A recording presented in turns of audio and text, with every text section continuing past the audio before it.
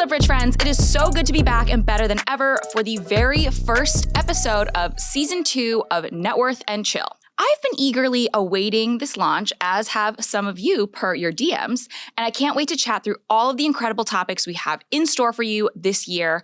I'm your host, Vivian Tu, aka your rich BFF and your favorite Wall Street girly. You might not be able to tell, but my energy is a little low today because I haven't had any caffeine. And I typically reserve drinking coffee for the days when I am down astronomically bad. And I think today might just be one of those days.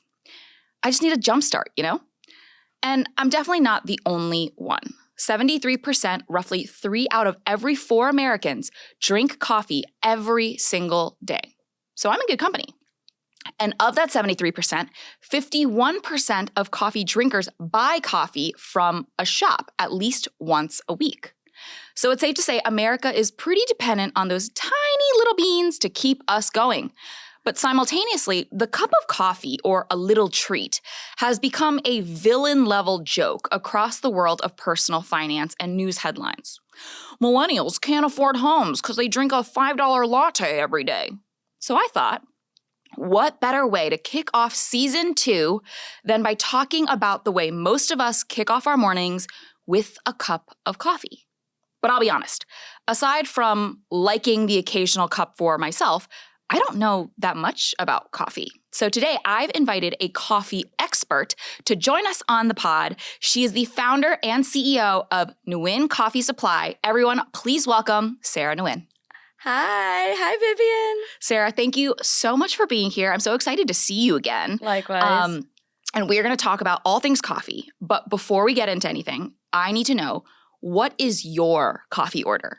Okay, well, if I'm at like a regular-ish shop, it's a cappuccino. Okay. But if it's kind of like a adventurous shop, I'll take anything with condensed milk or coconut. Ooh, Yeah. Oh, I love that. I love the Asian flavors. And obviously, you've incorporated some amazing Asian flavors into your own brand. Mm-hmm. But I want you to walk me through the real context here. Yeah. How does a tiny little bean in the dirt become something in my cup, something in a can, something that every single one of us almost needs to start our day? Yeah, so it's a pretty intense process. First, we start the farm, and farmers are pretty much growing the beans for about 9 months out of the year. And then when it's harvest season, at least for us, our farmers handpick every coffee cherry. It's called a cherry. Actually, it's a fruit. And it is? Yeah, so the coffee bean is actually the seed of the coffee cherry. So it's actually a What seed, does the cherry not a taste bean. like? The cherry, it kind of tastes like a bitter apple. Oh, Yeah, ew. it's nice though. Yeah. Oh, okay. Yeah, so then they handpick every coffee cherry when it's ripe.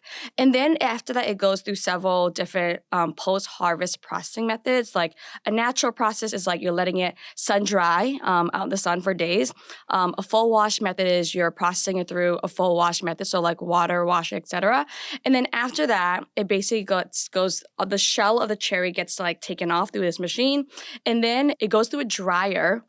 So everything, so all the moisture is removed, and then you get what's called a green bean, and that is the bean that is then exported to roasters. So once it's harvested, it can actually get processed on site, but actually a lot of farmers don't have the means to process on site, so they'll actually sell it to a bunch of other like middle players. Well, they'll kind of like collect all the beans from a certain area, and then they'll sell it to like a post-harvest processing facility. And then these players then process all these green beans from around the country, and then they get it to the point where it's a green bean and then to export. And once so basically it's like the farmer here and then farmer to exporter, and there could be like farmer direct to exporter, or it could be farmer to seller, exporter. And then this company exports the green beans to different countries, and then it goes to the roaster, and then the roaster roasts, and then the roaster sells to cafes, and then it ends up in your cup. Okay, so without sounding like an idiot, if there's a bunch of middlemen, the coffee gets more expensive, right? Yes.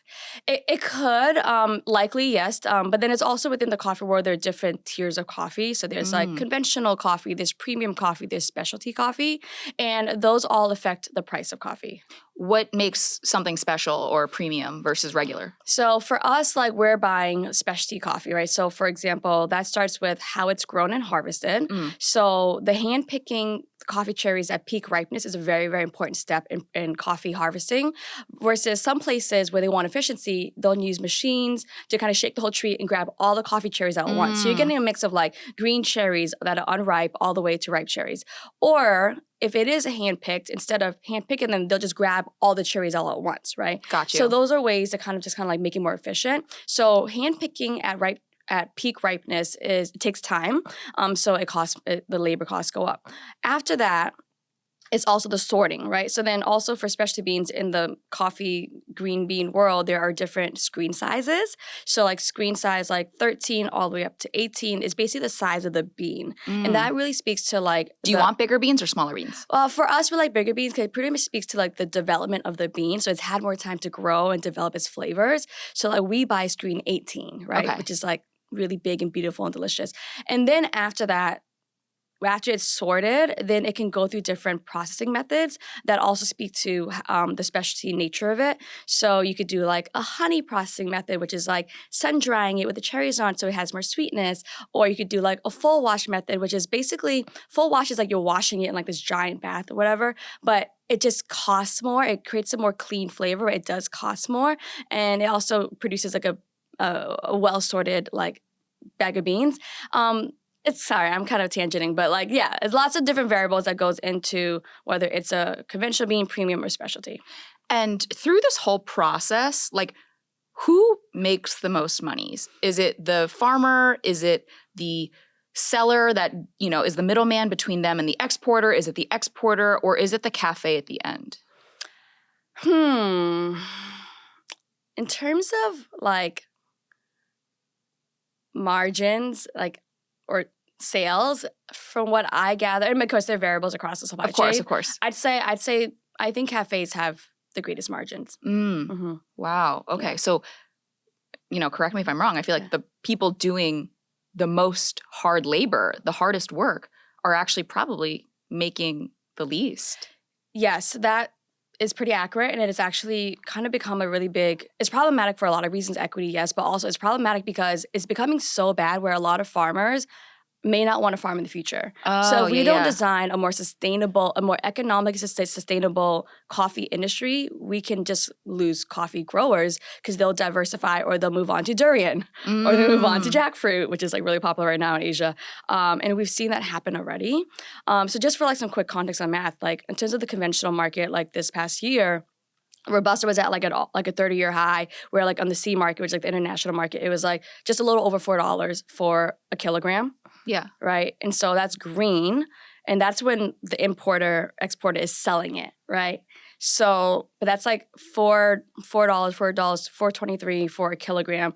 When you're making an espresso, it's like 18 grams of coffee and you're selling for $5. Of course, rent, labor in the US, all those things. But it's a pretty like, it's a really big disparity in terms of like where all the dollars are going. Yeah. And you mentioned a specific word that I'm guessing some of our listeners probably have never heard before, Robusta. Uh-huh. And I know that you guys specifically love the small but mighty Robusta bean. We love. And can you tell me, historically I feel like Arabica, is that how I pronounce it? Arabica beans have been really, really coveted. Yep. I remember when like brands like Ilia were coming out with like their first canned coffee options, they touted that they were using Arabica beans. Yes. What is the difference?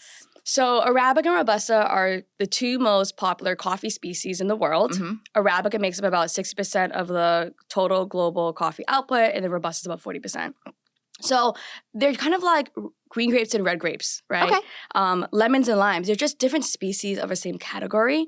Now, what makes them different in like their chemical makeup is Robusta beans have nearly up to 2x the caffeine content of Arabica. Ooh. So extra energy. Robusta beans have 60% less natural sugars than Arabica, which speaks to the flavor profile. So because of the low sugar content, Robustas are more bold, dark chocolatey, and nutty. And then Arabica can skew more fruit forward, citrus forward, right? And then in terms of like antioxidants, Robusta beans also have double the antioxidants. So lots of great benefits. So what you're telling me, this is a salad. It's a better for you coffee. And then all of these things combined, so those are the benefits for like the consumer. But then in terms of like sustainability, because of high caffeine content, Robusta is naturally disease and pest repellent. Because the caffeine because the bugs don't like being jittery. Don't like Exactly. And so what that means for the farmers is that Robusta beans are actually easier to grow, easier to grow organically. They grow robustly, and they're higher yield per farmer. So there's so many benefits for Robusta for the consumer and for the industry. But yes, when you mentioned how like certain brands over the last couple of decades, especially in the height of like third wave specialty, they really touted Arabica, 100% Arabica, as if Arabica was synonymous with quality, which is just not true, right? Because there's poorly grown Arabica in the world as well, right? It's a whole like marketing campaign, which was very effective. Shouts to whoever did that. But the truth is, what makes something quality is not the species, right? What makes something quality is how it's treated, how it's like, grown, harvested, processed, etc. And so the amount of care that the industry has given to the Arabica growing community over the last, couple of decades, that level of care, that level of investment was not given to Robusta growing farmers. So for us, our whole thing is like, by not doing that, we're actually trapping an entire global coffee growing population in economic exploitation. We're saying if you grow Robusta, then you cannot be premium specialty. You could only be conventional. You can only do this. If you grow Arabica, we're going to invest with you. We're going to innovate. We're going to try all these different processing methods, and we'll pay more for your price, right? So for us, and here's the big connection between Robusta and Vietnam. So not only is Vietnam the second largest coffee producer in the world, Vietnam is the number one producer of Robusta. Wait, can I ask a question? Do you think, I'm assuming Arabica comes from like Colombia. Well, I would say the birthplace of coffee is Africa. That's okay. The origin. But in terms of like today, where like coffee is most popular, so Brazil is the number one producer of coffee. Why do I feel like everybody talks about Colombia is like where coffee is from? Maybe it's because they export so many things that wake people up. I think Colombia has a great brand for coffee. Colombia has a great brand in general for a lot of like output. But yeah, and then it's like in Brazil, I think Colombia is like within like the top 5 of the world. Brazil is number 1, Vietnam's number 2. But then like in Brazil, their majority coffee production is Arabica, and in Vietnam, it's majority Robusta. Why do you think that Robusta hasn't been given the same PR treatment? Like, does it have anything to do with the fact that it's in Vietnam and is Asian? Like, I don't know. I'm asking. I mean, I asked myself those same questions, and I'm always like, people ask him like, can you guys go ask like Illy Lavazza those questions, because like I don't want to answer that. I think I have certain assumptions, hypotheses. Historically, I want to acknowledge that, yes, historically, Vietnam is a major producer in Robusta for a reason. Yeah. Because after the war ended, and Vietnam is a communist country, so so Vietnam's industry really focused on output and volume, and so it didn't really incentivize farmers to improve their crop, and so that's how Vietnam really kind of became a major player in Robusta, which historically and even today, a lot of it is channeled into like, the instant coffee market, maybe like the conventional coffee market. But that doesn't, while we understand the historicals of the situation, it doesn't mean we can't change, because there's actually a massive movement in Vietnam to improve the quality of their coffee, not only for their own consumption, but for the livelihoods of their farmers, right? So this question of like, well, why hasn't Robusta received the same PR treatment? It comes down to this question of like, who has a vested interest in keeping the cost of Robusta down? Who is interested in elevating the livelihoods of Vietnamese farmers? Yeah. Who has a vested interest in promoting their access to Arabica? Like, I think there are a lot of questions that it takes more than one person to answer. But for me, those are, I don't have the exact answer, but I just felt like it was a huge injustice. Yeah, I love that. And let's take that as an opportunity to pivot, to talk a little bit about your company, Nguyen Coffee Supply. I need to know, like, have you always loved coffee? Is coffee something you wanted to spend your money on? Like, what made you say, hey, I am going to take on some of these huge legacy players and start my own coffee company? Yeah, I did not plan for this. It was kind of it's like that saying when people say like, if founders knew too much, they wouldn't do it, right? It's like, oh, what am I doing? Well, so I've always loved coffee, and I consider myself like a huge coffee drinker. Would drink 2 cups a day, but I didn't know anything about coffee. Like, I didn't even know how to make coffee at home, right? Yeah. But I feel like a lot of consumers feel that way, right? And so in terms of like why did it start? It really started because I was freelancing in New York City in like 2016.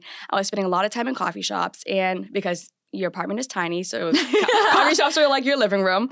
And around 2016, I started noticing Vietnamese iced coffee trending. It made me think of like these other macro trends of like when matcha entered the scene. Yes. Matcha chai, right? Matcha first entered through the cafe channel, and everyone's like, what's this cool green tea? And now matcha's like its own massive category. Yeah. I was seeing the same thing happen with Vietnamese coffee. So like macro trend of Asian-inspired beverages entering cafe culture. However, Vivian, every time I'd order the Vietnamese iced coffee, it was whack. It was whack. Well, sorry, no, it wasn't. It was not Vietnamese coffee, right? Well, because one, it didn't taste like the Vietnamese coffee I knew growing up, which has a very distinct flavor profile because it's a different bean. But then two, I straight up asked the baristas working there, what's in your Vietnamese iced coffee? And they're like, oh, it's like our house Ethiopian Colombian. We add sweet condensed milk to it. And I'm just kind of like... So the condensed milk was the only Vietnamese part. Exactly. And like what's really hypocritical about this situation is, you know, we say that we care about transparency. It's all about single origin beans from Ethiopia and from Colombia. But in this moment, it was like there was no transparency for the actual producers of that bean, right? And there was actually like no benefit to Vietnamese producers for this transaction, right? I'm like, if we really care about transparency, why couldn't we just call it an Ethiopian cold brew with condensed milk? Yeah. Wouldn't that make more sense? Yeah. Yeah. Ugh. So you talk about freelancing at the time. You were working out of coffee shops. You had a small apartment. I'm really curious.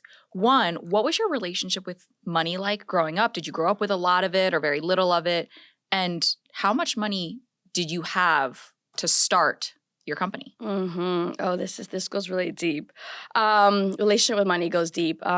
Did not grow up with a lot of money. My parents are refugees. They're from Vietnam. They escaped the country on a boat, like many other boat refugees, in 1978, and then eventually made their way to the United States, where I was born and raised. So just really grew up in like a, immigrant household, refugee household in like the 80s and 90s.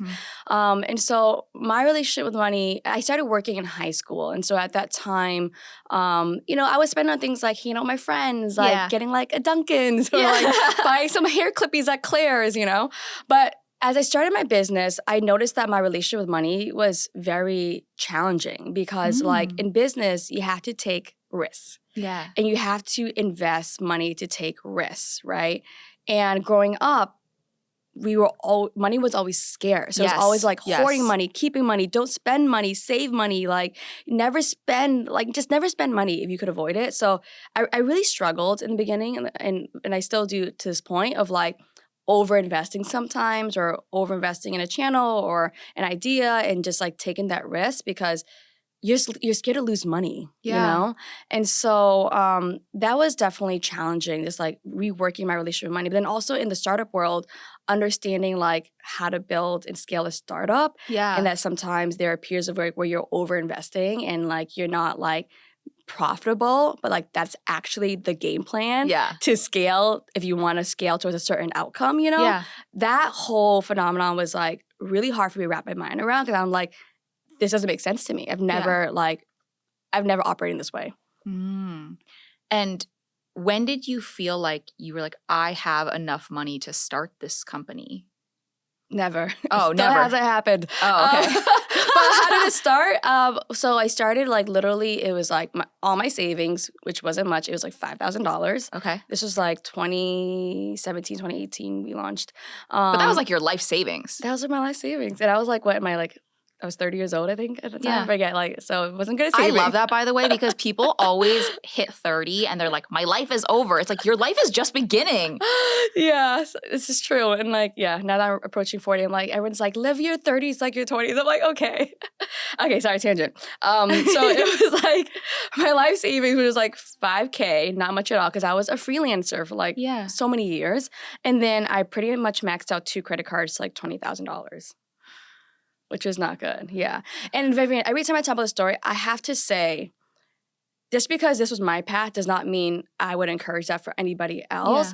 Yeah. And it's not like, I'm not here to glorify, like, putting your life savings on, on the line and like maxing your credit cards. I just feel like there's a larger conversation of like who has access and who has the opportunity to even build. So I'm not saying that like, I don't think it's cool to be in that position, but in my situation, that was my situation, but I'm not trying to glorify it, Yeah. Yeah. Quick plug, that's not a plug. If you are a founder or you're trying to start something, check out libraries as Launchpads because to your point, talent is equally distributed. Access certainly is not. And if you have a safety net, a parachute that you can create something cool, you can take those big swings, take those big risks, use your parents' and friends' networks, but like not everybody has that opportunity. So check out your local library. Libraries as Launchpads. It's a great place. Obviously, it's going to be a free resource. Everybody loves the library. Awesome. I just got my library card actually. Oh, did you? Yeah, I loved it. You can access like all the online databases. Yeah, exactly. Yeah. It's so easy and wonderful. And obviously, it's a free resource that our tax dollars are paying for, so you might as well use it. So I also want to talk about what is it? What is in a name? Okay, so obviously you named this after your last name. Yes, is my assumption. Yep. Nguyen Coffee Supply. Yep. But I'm not even saying that right. Well, you're saying one of the many Anglicized versions. Yes. So it could be right. How do I pronounce Nguyen? Because this is one of the most common Vietnamese last names. It is. But I've never really heard a consensus of what it's supposed to be. I've heard, Nguyen, Wing, Nguyen. We were just joking about this before the camera started rolling. When I was a little kid, I had a girlfriend who said my last name is Nguyen, and I'm like, the G's not even in the right place when you tell me that version. So tell us, how do we pronounce this word and pronounce it correctly? Okay, so Nguyen is a Vietnamese last name, which means the correct way to pronounce it is in the language of Vietnamese, which is a tonal language, and that would be Nguyen. Nguyen. Nguyen. It's in the back of your throat. Okay. Yeah. Nguyen. Nguyen. I'm like not even doing it right. Yeah, no, it's hard. It's hard, and the reason why, then we talk about, okay, well, how do you say it in English, which essentially, how do we anglicize a word and a name that exists in a different tone. Yeah. So the truth is, my stance is there's no right or wrong way to anglicize Nguyen because the sounds don't exist in the English language, right? However, there are debatably like certain versions of the anglicized version that are more popular than others. So that story of your friend growing up, like I actually grew up saying Nugent too. Oh, really? Yeah, my parents said Nugent because everyone was just trying to anglicize it for the sake of comfort. So I grew up saying Nugent, and my parents still say it, but now it's like you'll catch me on different days fluctuating saying Nguyen, Nguyen. And it's interesting because like now I feel like I'm in a position to always educate people. Yeah. Like retail buyers, like, how do you say it? And I'm like, how do I feel today, right? Yeah, exactly. Yeah. Also, it's true. I think the stat is like 40% of all Vietnamese people in the world have this last name. Yeah. I love that so much. And thank you so much for taking this time to educate us because I feel like if we don't ask these questions, they're never going to get answered. And if we can say really difficult French last names and German last names and Italian last names, we should be able to say last names of every single origin. Okay, so when you are building this company, Nguyen Coffee Supply, I'm going to anglicize it for the rest of the show so I don't embarrass myself, but were there any money mistakes you made? So many. Do you have one that stands out in particular? Yeah, I'd say it was like 2019, late 2019, rolling to 2020. For the first year, we didn't do any paid advertising. And I was like, it's time for us to do paid advertising. And I was just so desperate to get some help that I paid an agency like $8,500 a month. Oof. That's pricey. It's so pricey. No one I know now, I'm like, that's so pricey, right? And it turned once we, and it wasn't, and they were like, we'll do paid, we'll do email, we'll do, the content for you. And it just kind of ended up being like two guys, like the same. That didn't do anything. Well, the one guy doing like creative content and the paid and the emails. I'm like, I'm a better graphic designer than you. You know, like I could have done this, you know? I think it was a classic like agency selling the dream to like a founder who doesn't know better and I didn't negotiate. I was like, I don't want to negotiate because then it's like they're not gonna do a good job. Like I'm gonna get my money's worth. I'm gonna pay the price, and I'm getting my money's worth. Didn't get my money's worth, and fortunately, I ended that probably within like a couple of months. Yeah. Ugh. Yeah, just like not knowing how to like evaluate partners, and because I've never gone through that before. You know, now I understand better of like gone through this a couple of times. So it's like we're bringing on a partner, we generally don't want the team with 10% of our spend, you know, like or less. But now we also don't do like commission based like ad spend, et cetera, et cetera. So just like certain things like that. Yeah. Yeah. Ugh. I also hate because I feel like I feel this way too. Sometimes when you're a founder and you're strapped for time, you just think anybody can do a better job than you can, when frankly, that's not true. Mm-hmm. Like some people out there are not actually good at their jobs. And I have certainly hired people that I'm like, you are going to save my business. You are going to help me like change this. Nobody is coming to help save your business. You need to save your business. You need to change your business. And I think getting into that mindset and then understanding, yes, you can hire people who can help take tasks off your plate, who may be better than you at certain categories, but no one's going to ever love your baby as much as you do. It's true. Yeah, so true. And honestly, and it's like, I really wouldn't expect them to. Yeah. You know, like, I so appreciate it when like folks on the team just give it their all, and I'm so grateful for that. But I don't expect them to love it as much as me because obviously I have more stakes, you know? Yeah, of course. And, you know, we talked about one of your bigger money mistakes. I want to shout you guys out because you've been popping up everywhere. Yay. I have seen you at events. You are in Whole Foods. But recently I actually saw you in a Target. Yeah. And I'm just really curious, like, through the process of growing your business, like what were step-by-step, like, hey, I have an idea in my brain and now I'm in Target. Target, one of the largest, you know, American retailers. Yeah. Like, how did you go from that? Like, what were the steps? It's like, first I, you know, found a coffee grower and then somehow I became best friends with a distributor. Like, I don't know. How does this work? Okay, great. So like early last year, we were in like 50 retail doors. Yeah. Now we're in over 2,000. Whoa. Yeah, by the end of the year, we'll be in over 2,600. And Target, yes, is Whole Foods, Target, also in Sprouts, H-E-B, Albertsons, et cetera. So it's been a great year for retail for us. So in terms of like from inception to like retail. So for us, when we launched in 2018, you know, so you heard the origin story. We're direct trade. I flew to Vietnam, developed a direct trade relationship. So what that means is we work directly with the producer, and they don't sell to middleman. They export directly to us, right? So, yeah. Wait, how, like, did you just, like, show up at somebody's farm and be like, hey, can we, like, strike up a business deal? Like, how did that? I called my family right now. I'm like, hey, guys, I'm thinking about, like, starting a coffee business. Do you know anybody who has a farm? And mom was like, actually, I do. Really? Yeah. Your mom teed it up for you. No, my aunt. Oh, your aunt. I said my mom and my aunt teed it up, yeah. That's sick. It's amazing. Like, I have a really big family network in Vietnam. Yeah. Most of my family's still there. And so in 2016, I went to visit my aunt in Hanoi, and then she's like, yeah, I know somebody. And so we flew from Hanoi to Dalat, and that was the very beginning of our relationship. Yeah. And since then we have grown, and now we actually import from multiple partners around Vietnam. But he's still our main partner today. This is literally just like your second cousin once removed. Like, you know, like this is some guy your aunt knows. I love that. It was so serendipitous. It was perfect. Yeah. And he's amazing. He's an amazing partner. I think being a founder obviously takes a lot of hard work, a lot of grit, but also it's like nice to smile and look at like those lucky moments. There's so much luck involved. Yeah.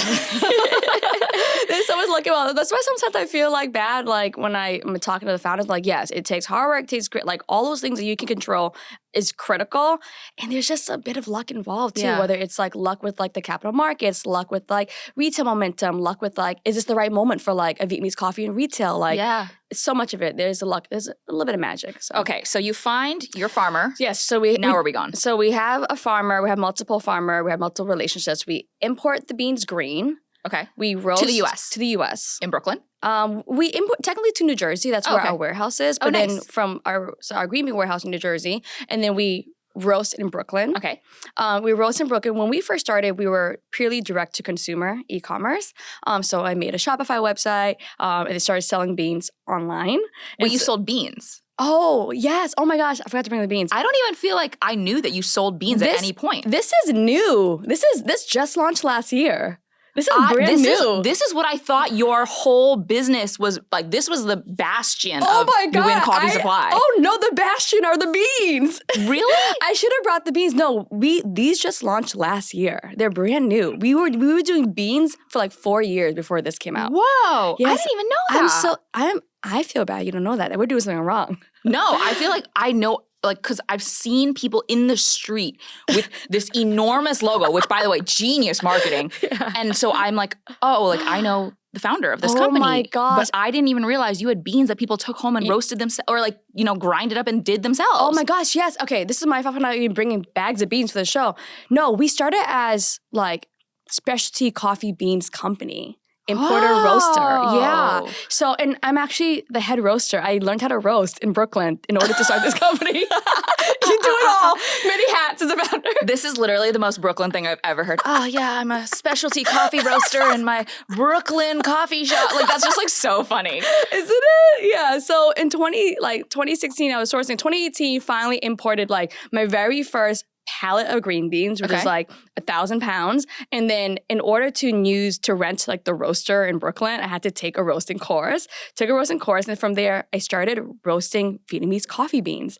Roast and pack in Brooklyn and in the very beginning. So we launched, a website. We were only selling online. And I would like literally like roast, bring everything home, and then like pack all my e-commerce orders at home in my apartment. And then like lug a wagon of orders to like USPS every week and just ship it out. Wait, okay, before we get into the rest of the story, when you launched your Shopify, did you immediately see like uptake or like did it take a second? We did a whole like launch party, like social media advice. So like, yeah, I think all my friends and family were like upticking it. But it was like a launch event. So we did see some exciting sales in the beginning. Yeah. Yeah, that's awesome. Yeah. And did that motivate you to like just keep going? Yeah, definitely. But you're right. After the launch moment, and because we were like purely organic for the first year, we didn't do any paid. Like, sales were like steady, but it wasn't like growing steadily. Yeah. Because that really comes because like word of mouth, like organic marketing, it kind of taps out, right? Yeah. So we were focused on just like beans for the first 4 years. So we were e-commerce beans for the first 4 years. 2022 was a really big inflection point where we began to strategize our expansion to retail. And then that led to our product innovation of the cans. Yes. So at this time, going back to the question earlier. So we were e-commerce for 4 years, and it's like, we want to expand to retail because we feel like there's a cap on e-commerce, or e-commerce is very expensive. Yeah. Especially for our category, right? Where like the average order value is like a couple of bags. We're not like BD or like suitcases, right? Yeah. So we knew though, given like the context, right? I was like, we need to bring people into the Vietnamese coffee experience quicker. How do we do that? It's with the cans. So in 2022, we developed the cans. And then fortunately, we had been developing a relationship with Whole Foods since like 2020 with the bean story. Yeah. And then they launched us nationwide last year with the cans. Man, that is amazing. Isn't that crazy? Yeah. It's so serendipitous, but also like obviously so well-deserved. Thank you. Yeah, I think so it's interesting how like I think a lot of people actually know of us from the cans as you, because this was our product strategy to blaze into retail, and it's worked, right? So we had the beans for 4+ years, but we never got this type of retail traction, right? Yeah. And then we got the cans, and now we're in over like almost 2,000 doors by the end of the year. So this product was like our strategy to help grow the category awareness and get liquid to lips. But now we're actually launching our packaged coffee, our beans, into retail nationwide as well. Oh, that's awesome. Yeah. And like, were you ever worried about being like, oh, this isn't the moment, we're not making enough money? Yeah. Because to your point, you're like still. Definitely. But like, what made you feel like you could keep going? Were you continuing to raise money? Were you taking a friends and family round? Because at this point, the $5,000 you started with, that's gone. Gone. It's gone. Yeah, for sure. Like, so to date over the last 6 years, we raised just like over $5 million. Woo! Is it woo? Some people are like, that's a lot. Some people are like, that's nothing, right? Yeah. Like, for me, I'm like, that's not, people raise that in like year one, year 1 or 2. But for myself, like, I didn't come from a business background. So like all that money has been like angels, syndicates, small funds. Like we're not VC backed and we're not like, we've never done an institutional round. So we've never done like a price round, right? Mhm. So for me as a founder, it's kind of like whenever we need a little bump, like I'd raise like the first round was like 200K, then like 500K, then like 2 million and then another 2 million. And so it was like, I felt like I was always raising in small bumps just to kind of like give us a boost because I felt like both the company and myself as a founder, I didn't feel quite ready for a large price institutional round. Whether it was like myself as a founder, but also sure the company's trajectory. And so we raised in these small bumps so that kind of like supported our growth. But at the same time, we were always cash restrained, right? We can't take big swings. You can only spend what you absolutely needed. But now I do feel like, 5+ years in, we've done the work, slow to grow, but now I feel like we're ready to grow because the moment is now with retail. And so that's been our fundraising journey. So yeah, so lots of like when you're growing to like over 2,000 doors, it's very complex. It requires a lot of support. And also like when you're launching to retail, like it's very expensive. Like year one for a brand in retail is extremely expensive because you have to support things like free fills where like they buy a case, you give a free case. So like your margin is like automatically slashed, right? Or like slotting fees, that could be like, $100 per SKU per store. That could be like $60,000 to launch, right? Or like running promos, right? They all want aggressive promos to drive trials. So year one as a brand, you're really over investing to prove out your success. And the only way to do that is not from the margin you're making. You need capital to invest. Yeah, you need the cash. You do. And you mentioned earlier that you don't have a business background. You grew up, your parents were refugees, so they didn't necessarily have that like business acumen or education to give you. How have you been able to pick it up and learn? A lot of it has just been like learning on the way, like learning on the job, and for sure, like my community of other founders. I have a really amazing tight knit community of founders, CPG founders, like Asian American founders, and shout out Danny, shout out Danny. I hope you guys are watching this. Shout out Vanessa, Sandro, and it's been great. Like we're actually doing a retreat this weekend for a couple of us CPG Asian founders. Just like building that network and just leaning on each other. Like I've gotten so much support from my founder friends. If I needed something, I needed to run advice by them. Everything from retail to scaling to fundraising has really been the community I built around the business. I love that so much. And I want to kind of wrap this up because ultimately, you mentioned this, coffee, the quality starts with the bean, and a huge part of your brand mission has to take an industry that has historically been quite unethical and exploited a lot of people during this supply chain and get ethically grown beans and build an ethically like stable company. How have you guys been able to accomplish this, and why is this so expensive to you even though it's more expensive? Yeah. So one of the ways we've been able to really support our mission of building equity in the industry is by being direct trade.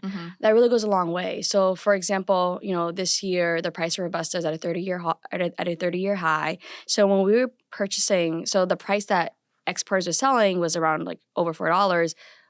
We're paying that $4+ actually, so because we're doing premium, all these additional steps to produce specialty beans, we're paying that direct to the farmer and his network. So we're cutting out a bunch of the middleman, right?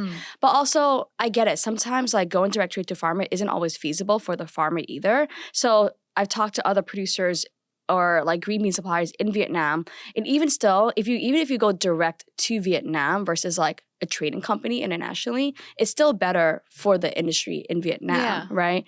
So that's one of the ways. And so for us, we've also really, over the last like 6 years, we worked really collaboratively with our farmer to improve the quality of the beans. So the cost of our beans since 2018 has gone up like 260% because we keep asking them to do more things. Yeah. Like hand pick it when it's red ripe, transition from natural process to a full wash method, do a post-wash sorting method, hand sorting processing method. Like, so, and I remember the first time I asked my producer, can you do a full wash on these Robusta beans?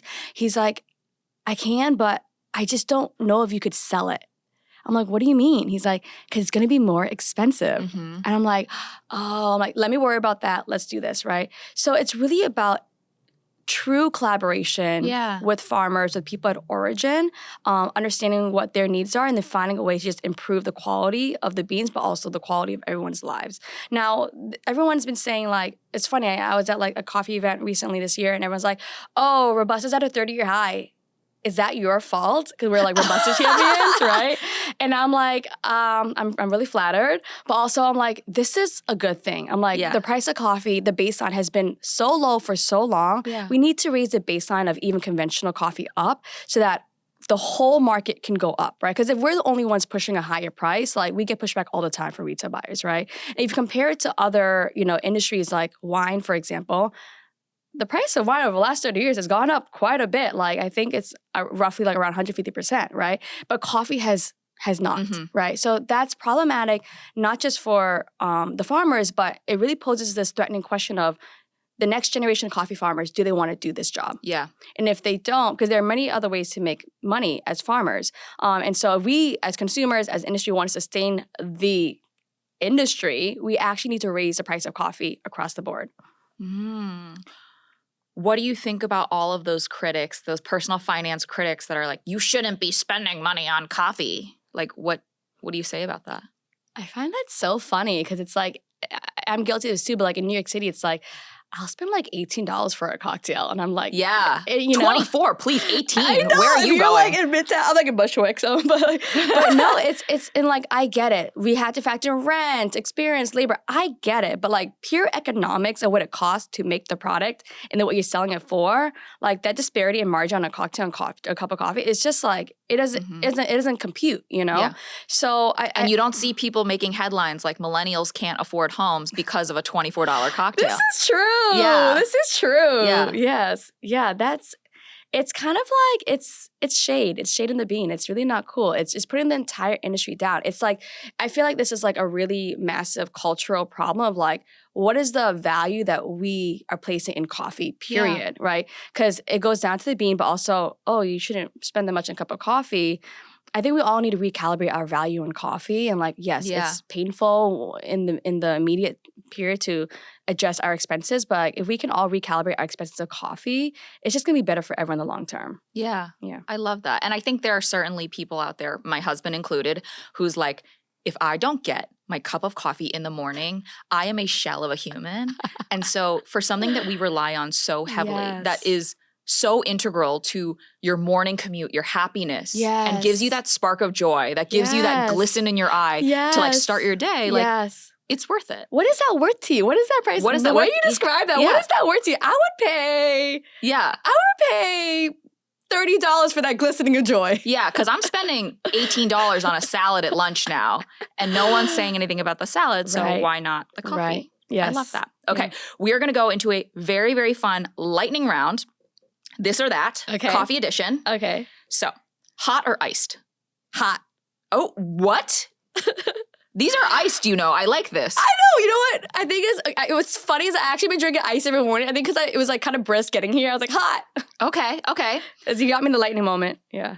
Americano or cold brew? Americano. Okay. Latte or cappuccino? Cappuccino. Cream or condensed milk? Condensed milk. Cow's milk or milk with a Y? Cow's milk. Okay, cow's milk. Okay. Yes. And then Asian coffee culture or American? I mean, Asian coffee culture, of course. Yes. I love this so much. Okay, so first off, Sahra, thank you so much for being here, for educating us, for being so candid about your finances when building Nguyen Coffee Supply. But please tell everyone where we can find you, where we can get product. Yes. And you can find us on our website at nguyencoffeesupply.com. Also on Amazon, if you prefer that, fast shipping. And you can support us in any of our retail stores, including Whole Foods, Sprouts, Target, Albertsons. Just check the store locator on our website. Amazing. Everybody, my favorite is the Vietnamese coffee with the condensed milk. Sarah's currently drinking the one with the coconut, I think. Yes. This is the non-dairy one. Non-dairy. Okay, great. But everyone, please check out the show notes. Check out the description in the YouTube. We will be linking everything that Sahra just talked about so you can find some Nguyen coffee for yourself. Thank you so much for being here. Thank you for having me. Cheers. Cheers. Ding. That was so fun.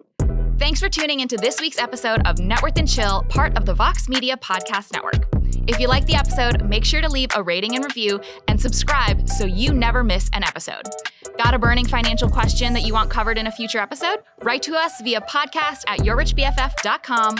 Follow Networth and Chill Pod on Instagram to stay up to date on all podcast-related news. And you can follow me at yourrichbff for even more financial know-how. See you next week. Bye!